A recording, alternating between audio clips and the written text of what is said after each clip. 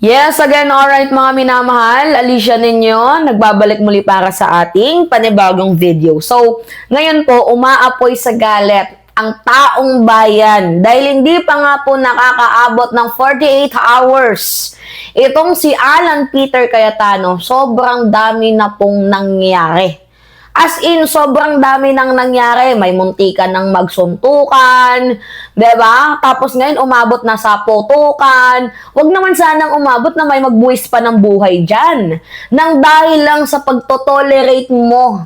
Senator Alan Peter Cayetano diyan kay Bato de la Rosa. Tingnan mo tong banat sa'yo ni Jam Magno. Parinig ko sa inyo mga minamahal. Okay. Oh, ayan na Alan! Sa pinagagawa mo, nagkakaputo ka na sa Senado.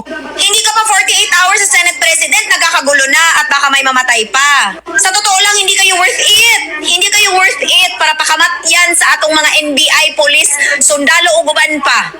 They are supposed to protect the Filipino people, not protect you and your stupid motherfucking interests. You are not worth it. Alan, lumabas ka dyan. Lumabas ka sa opisina mo. Harapin mo ang gulo sa Senado.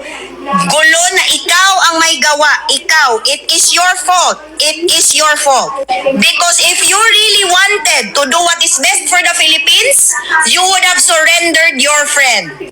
You would have let your friend do the manly right thing by this country and face his case. No one should die for you.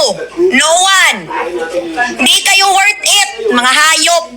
Mauna na ba to? Surrender na diha kay dili ka worth it pakabat yan. O, ayan na Alan. Diba? O Bato, surrender ka na dyan kasi hindi ka worth it. Oo. Sa mamamayang Pilipino para may mamatay patungkol sa'yo. Anyway, totoo. Simula nung naging Senate President, itong si Cayetano, hindi pa nga umaabot ng 3 days. Diba? Pero you see, grabe, sobrang dami ng nangyaring gulo. Meron nga tayo ditong kaibigan, si, eto, pakita ko sa inyo, may post tungkol nga po dito kay, kay Alan Peter Cayetano. Sa kanyang pagiging, what do you call this? Senate President, 'di ba? Napaka-brilliant ni Cayetano, no? Gumawa ng eksena, ano 'yan, yung parang Quiapo, 'di ba? Batang Quiapo, second, what do you call this? 2.0, parang ganun. Tapos meron ka pang nangyayaring padasal-dasal. Sinong dinadasalan mo? Halos lahat ng mga nandiyan mukhang nasa pinig na ng impyerno, 'di ba? So ngayon may post itong si Ronald Llamas. Yan, ano yung sabi diyan?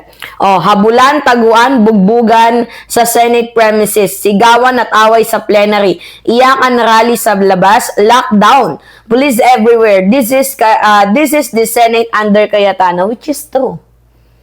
Tapos ngayon putukan, pakidagdag, mga minamahal, pakidagdag yung putukan. 'Di ba na nangyari? Kailangan pa bang merong mamatay dyan? Or baka naman, pakana lamang ito. Alam naman natin na itong si Sara Duterte ay meron pa din yung power dyan sa ibang mga kasundaluhan. And I know na I think this is one of the advice ng mga advisor ni Sara Duterte. Kasi alangan naman iwan niya yan sa ere.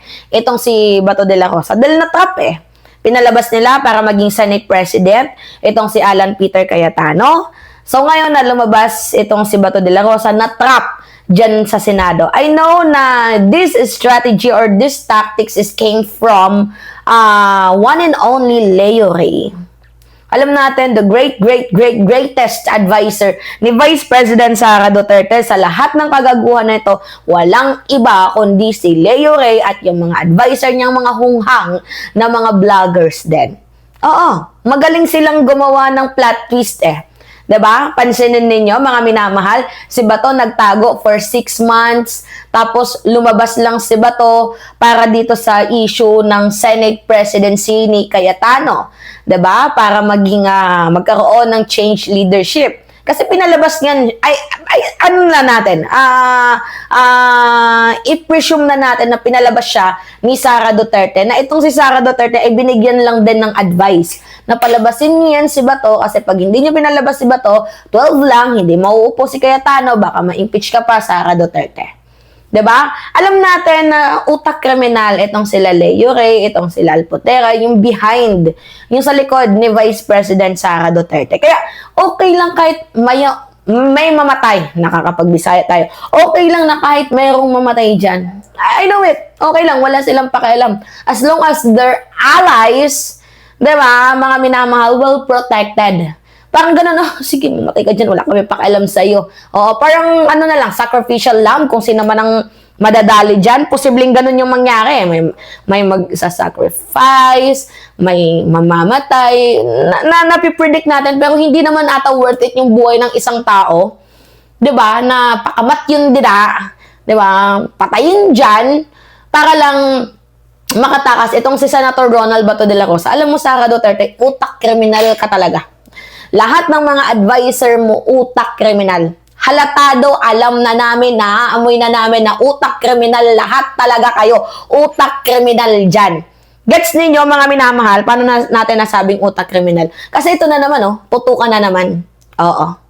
Putukan na naman, tas may mga senador dyan na nag-aastang unbothered, katulad ni what they call this, ni utol nating hudlom, naglalakad pa dun, siga-sigaan, 'di ba? Sobrang tindi ng mga amats, mga minamahal. By the way, nangangati kasi yung yung paa ko. Hindi natin alam kung karma na ba to. Char. Hindi kasi pumunta kasi ako kanina sa rally, 'di ba? Doon sa kay Senator Ronald Bato de la Rosa. Ngayon may bali-balita na itong si Bato de la Rosa nakalaya na. Oo, nakatakas doon. Kasi may ginawa nga silang delaying tactics Yan yung putukan na yan. Alam naman natin, di ba? Talagang laro ng mga demonyo, laro ng mga gago, laro ng mga hayop, hindot.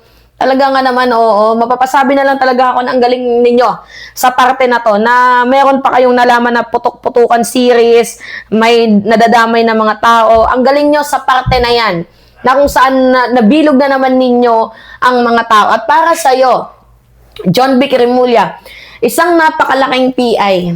PI ka talaga. Ano yung sasabihin mo, poprotektahan mo pa si Bato? Judas Barabas tarantado. Kaya dapat palitan na itong si John Vic Remulla. It's either former Senator Antonio Trillanes, at ibalik din itong si Benhur Abalos. 'Di ba yung mga kumikilos, mga naglilingkod, 'di ba? Yung mga taong may pagmamahal sa taong bayan. Gets ninyo, mga minamahal? Hindi yung mga taong katulad ni nila Bato, 'di ba? Yung nila Remulla, mga walang pagmamahal yan sa bayan. Sino pa ba, mga minamahal? 'Di ba? Dapat sinisibat na yan, sinisibak na yung mga yan. Kasi wala namang naitutulong, mas lalo pang nagkakagulo. 'Di ba? Kayo, ano yung masasabi ninyo dito? Hoy, Leo Ray, atupagin mo yung kaso mo dito, punyeta ka. Hindi ang dami mong hanash. Alam namin na isa ka sa utak nito. Tauhan mo yung may kagagawan yan. Alam namin dahil inutusan mo na naman itong si Sara Duterte. Gusto mo na namang pumapel, gusto mo na namang sumipsip. Alam namin yan. Kung meron ka mang gustong ipagsisipsip, pwede mo namang pwede mong hingiin, 'di ba, dito sa admin. Oo, hindi yung para siraan pa si PBBM. Ang dami nang binigay na pabor sa inyo 'Di ba? Sa sobrang dami pabor na binigay sa inyo, nagsawa na nga yung presidente, tapos malaman-laman ng ating mahal na pangulo na tinitiran niyo pala sila patalikod. So sino matutuwa doon? 'Di ba, wala? Ngayon kumakambyo kayo ngayon kay Sara Duterte, as if naman, 'di ba? Well, sa bagay, advisor nga kayo. Baka naman ina-expect ninyo na manalo si Sara at makakuha kayo ng ng position. Anyway, bahala na.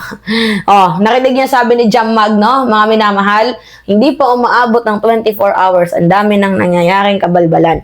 Dito nga po sa loob ng Senado. Grabe ka, SP. Lupit mo. Mapapaputang ina ka na lang. Sa sobrang lupit ng ating Senate President ngayon. Pagulo. Parang massacre. Oo. Mga minamahal. Anyway, it's me again, Alicia ninyo. Nagbabalik muli para sa ating panibagong video. Maraming salamat at ingat, mga kababayan.